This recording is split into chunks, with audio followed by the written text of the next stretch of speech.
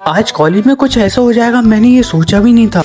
आज मेरी 30 days challenge का डे 6 होता है, तो मैं उठ जाता हूँ, उसके बाद अपने काम पे लग जाता हूँ। सबसे पहले झाड़ू लगाता हूँ, झाड़ू लगाने के बाद फिर पोछा लगाता हूँ, पोछा लगाने के बाद फिर स्नान करने के लिए चले जाता हूँ। स्नान करके वापस आया तो फिर अपने शरीर पर वस्त्र धारण कर लेता हूँ। वस्त्र धारण करने के बाद पूजा की सारी तैयारी कर लेता हूँ। पूजा की सारी तैयारी पूजा करने के लिए बैठ जाता हूँ। सबसे पहले दीपक की सहायता से ही धूपबत्ती जलाता हूँ। फिर धूपबत्ती से पूजा करने के बाद लाडली जी और कान्हा जी को भोग लगाता हूँ। लाडली जी और कान्हा जी को भोग लगाने के बाद आरती करता हूँ। आरती करने के बाद भगवत गीता को प्रणाम करके बचे हुए श्लोकों का अध्ययन करना आरंभ कर देते। मेरे पूरे 30 श्लोक हो जाते हैं, बाकी के बचे हुए श्लोकों का कल अध्ययन करूंगा। फिर जल्दी से अपनी हेयर स्टाइल बनाए। और आज गज्जू का बर्थडे भी है, तो गज्जू ऊपर आता है और मेरे चरण स्पर्श करता है, तो मैं इसको आशीर्वाद दे देता हूँ और हैप्पी बर्थडे भी बोल देता हूँ। दादी जी इसको पैसे देती और ये पैसे लेने के बाद काफी खुश होते। और आज मुझे फिर से कॉलेज जाना होता है, इसलिए मैं अपने लिए किचन में से भोजन ले आता हूँ। भोजन लाने के बाद फिर बेड पर बैठकर आराम से भोजन करता हूँ। भोजन करने के बाद मैं फिर कॉलेज जाने के लिए रेडी हो जाता हूँ। अपना बैग उठाकर कॉलेज जाने के लिए निकल जाता हूँ। थोड़ा सा रास्ता तय करके मुझे अपने मित्र मिल जाते हैं, तो अपने मित्रों के साथ मैं बैठ जाता हूँ